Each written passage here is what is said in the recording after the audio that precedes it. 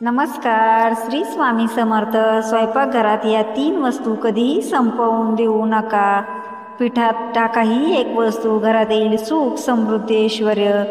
नाहीतर गरिबी आणि दारिद्र्य घरात प्रवेश करते. तसेच पीठ मळताना स्त्रियांनी पिठात अशी कोणती वस्तू टाकावी जेणेकरून घरामध्ये गडगंज धनदौलत येईल, सर्व काही शुभ मंगल घडेल. आपले स्वयंपाक घर हा आपल्या घराचा आत्मा असतो. स्त्रियांचा जास्तीत जास्त वेळ स्वयंपाकघरात जात असतो. घरातील प्रत्येक व्यक्तीला ऊर्जा देण्याचे कार्य स्वयंपाकघरात तयार होणाऱ्या अन्नामार्फतच होत असते. जर स्वयंपाकघर प्रसन्न व सकारात्मक असेल तर तिचं ऊर्जा संपूर्ण घराला व घरातील सर्व सदस्यांना मिळत असते. स्वयंपाकघर नेहमी भरलेले असावे. आपल्या घरात अन्नधान्याची कमतरता भासू नये. कोणत्याही प्रकारची उणीव स्वयंपाकघरात असू नये. आपल्या घरात बरकत राहावी. देवी अन्नपूर्णेचं वास्तव्य आपल्या किचनमध्ये व पर्यायाने देवी व लक्ष्मीचे वास्तव्य आपल्या घरामध्ये राहावे असे केल्याने आपल्या सर्वांनाच वाटते. त्यासाठी आपण विविध उपाय करत असतो.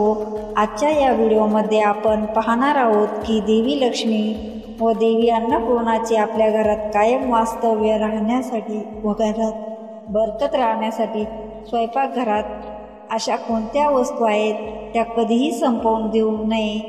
चला तर जाणून घेऊया. पण त्याआधी तुम्ही जर चॅनलवर नवीन असाल तर सबस्क्राईब करा आणि तुम्हालाही वाटत असेल की माता लक्ष्मीचा कृपा आशीर्वाद नेहमी तुमच्यावर राहावा यासाठी व्हिडिओला एक लाईक करा. कमेंटमध्ये जय महालक्ष्मी नक्की लिहा. स्वयंपाकघरातील काही खास वस्तू या संपण्यापूर्वीच आणून ठेवावे किंवा जास्त प्रमाणात आणून ठेवाव्यात. जेव्हा तुम्ही या वस्तू घरातून पूर्णपणे संपून जातात तेव्हा घरामध्ये नकारात्मक ऊर्जा निर्माण होते. अशा कोणत्या वस्तू आहेत त्या आज आपण जाणून घेणार आहोत. कधीही संपून द्यायच्या नसतात. त्यातील पहिली वस्तू आहे ते म्हणजे आपल्या आहारातील मीठ. मीठ हा सर्वात महत्त्वाचा घटक आहे. परंतु मीठ हे प्रत्येक घरामध्ये उपलब्ध असते. परंतु कधीकधी थोडेसे मीठ शिल्लक राहते. त्यावेळी आपण विचार करतो की हे मीठ आपण उद्यापासून आणू आणि संपूर्ण मीठ संपवतो. परंतु घरातील मीठ हे संपूर्णपणे कधीही संपून देऊ नये. मीठ संपायच्या आधीच नवीन मीठ घरामध्ये आणून ठेवायचे. हवे असल्यास घरातील मीठ संपणे हे नकारात्मक ऊर्जेचे लक्षण आहे. त्यामुळे घरामध्ये नकारात्मक ऊर्जा प्रवेश करते. यामुळे वास्तुदोष देखील होतो. याचा सर्वाधिक प्रभाव घरातील स्त्रियांवर पडतो. तसेच घरात पैशासंदर्भात समस्यासुद्धा निर्माण होतात. 2. हळद हा एक मसाल्याचा पदार्थ आहे. तो अन्नामध्ये चव आणि सौंदर्य देखील वाढवतो.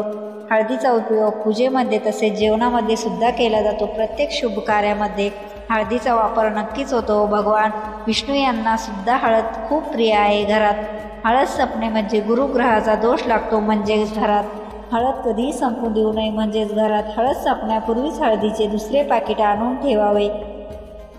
जर जास्त हळद आणून ठेवा किंवा हळद संपण्यापूर्वीच घरात नवीन हळद आणा. घरात पूर्णपणे हळद संपली की शुभ कृतीमध्ये अडथळे येत राहतात. आपल्या घरात शुभता येण्यासाठी हळद कधीही संपवून देऊ नका. तिसरी वस्तू म्हणजे पीठ.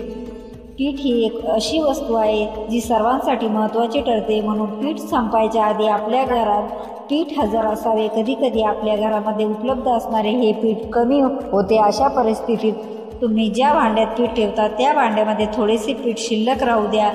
हे भांडे पूर्णपणे रिकामे करू नका आणि त्यात पीठ आणून लवकर भरा. जेव्हा घरामध्ये पीठ संपते तेव्हा तुमच्या मान सन्मानामध्ये हानी निर्माण होऊ शकते. 4. पुढची वस्तू आहे ती म्हणजे तांदूळ. तांदळाचा उपयोग अन्नधान्यामध्ये करतात आणि पण कर्मकांडामध्ये सुद्धा मोठ्या प्रमाणात केला जातो. अक्षदा नसणे म्हणजे पूजा अपूर्ण मानली जाते. घरात तांदूळ संपल्यावर शुक्र ग्रहाचा दोष लागतो. शुक्र ग्रह भौतिक सुख संपत्तीसाठी महत्त्वाचा मानला जातो. म्हणून तांदूळ संपल्यामुळे घरात पैशाच्या संदर्भात अडचणी निर्माण होऊ शकतात.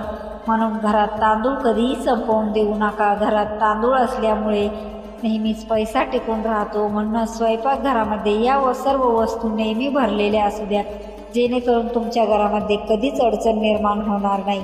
तसेच आता पाहू पीठ. मळताना स्त्रियांनी पिठात अशी कोणती वस्तू टाकावी जेणेकरून घरामध्ये गडगंज धनदौलत येईल, सर्व काही शुभमंगल घडेल.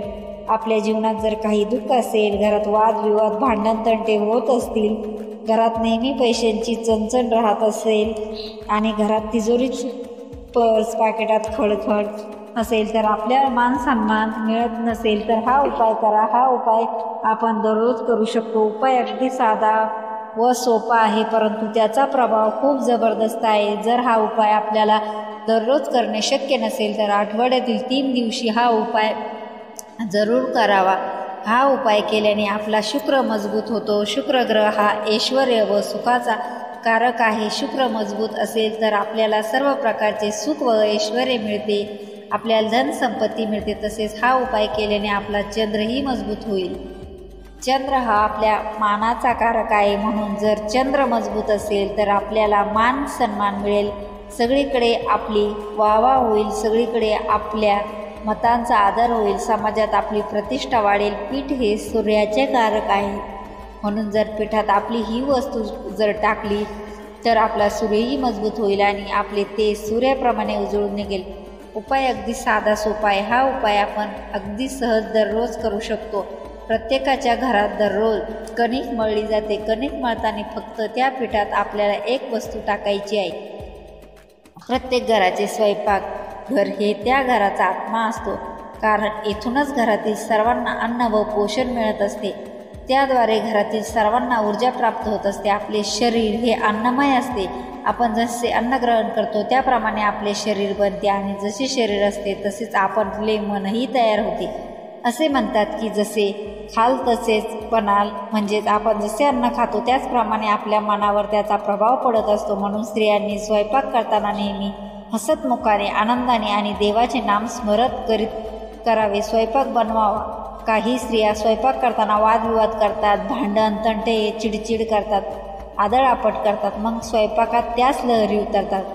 ते अन्न खाण्यासाठी योग्य नसते व घरात भांडण तंटे वादविवाद होतच राहतात. तुम्ही अनुभव घेतला आहे का? आपण स्वयंपाक करताना ज्या गोष्टीचा विचार करतो त्या गोष्टीबद्दलची चर्चा करतो, ती बाब जेवण करताना बोलली जाते. त्या गोष्टीची जेवण करताना नक्कीच चर्चा होते. हा स्वयंपाक करताना पडलेल्या गोष्टीचा प्रभाव असतो. आपण जर भगवंताचे नामस्मरण करीत स्वयंपाक केला तर जेवण करताना भगवंताचे नामस्मरण केले जाते व हसत बोलत जेवण केले जाते. आज आपण बोलणार आहोत पिठाविषयी.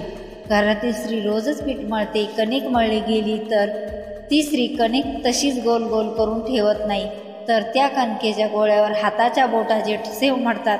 हे आपण नेहमीच पाहतो. असे का बरे? गोल गोल पिठाचा गोळा तसाच का ठेवला जात नाही?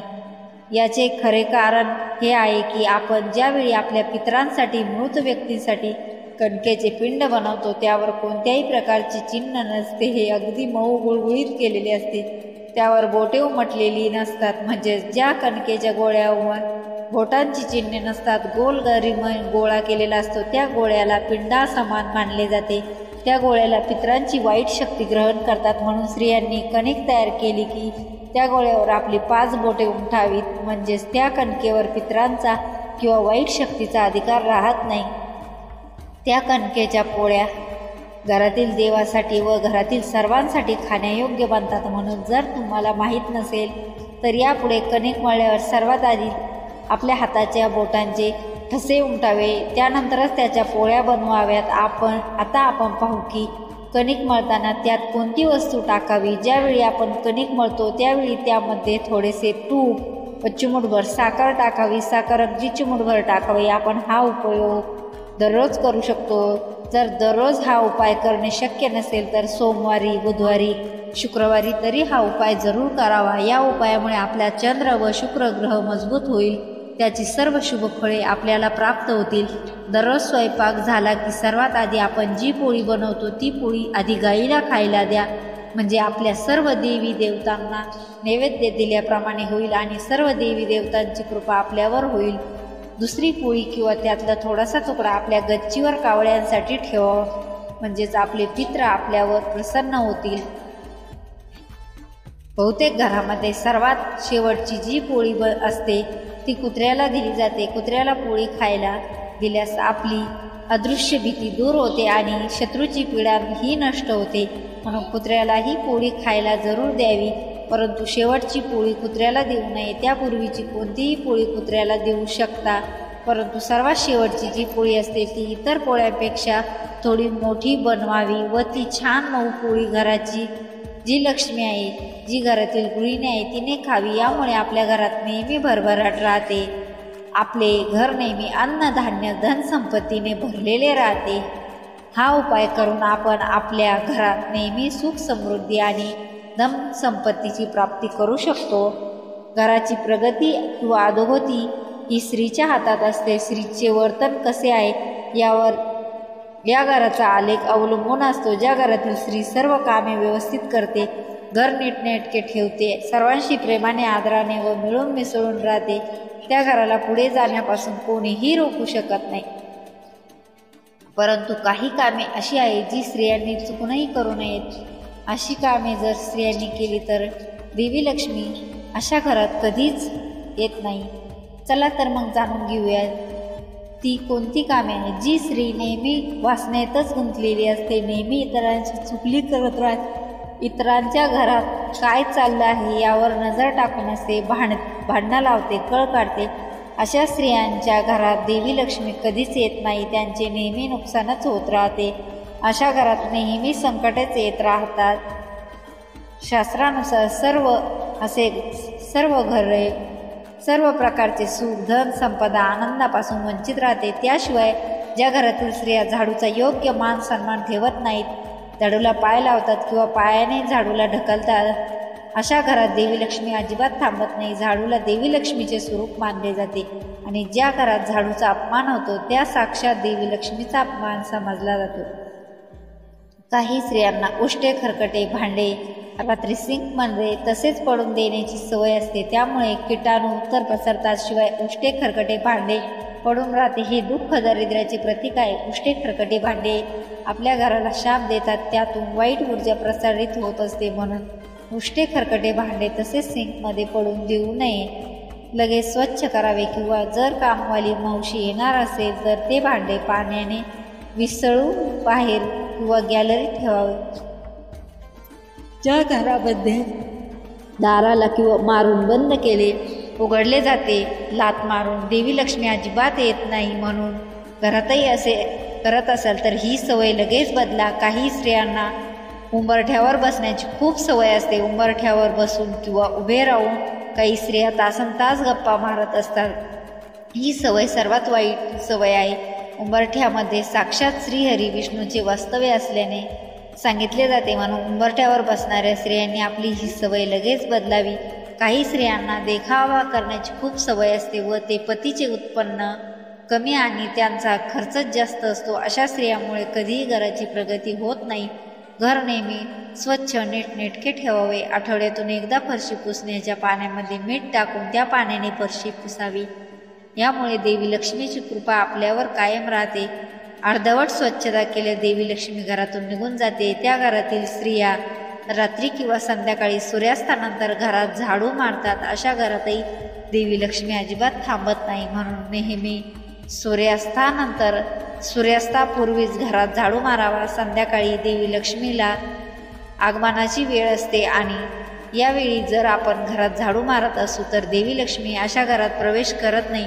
ज्या घरातील स्त्रिया खूप उशिरापर्यंत झोपून राहतात त्या घराची प्रगती कधीच होत नाही. अशी स्त्री त्या घरासाठी अयशस्वीतेचे कारण बनते. देवी लक्ष्मी अशा व्यक्तीच्या घरी कधीच जात नाही. घरातील स्त्रिया लवकर उठून अंगण स्वच्छ करून अंगणात सडा मारतात, दारात रांगोळी काढतात, मुख्य दारात हळदीचे पाणी शिंपडतात, तुळशीला पाणी अर्पण करतात व भगवंताला पूजन करतात. त्या घरात देवी लक्ष्मीचे कायमचे वास्तव्य असते.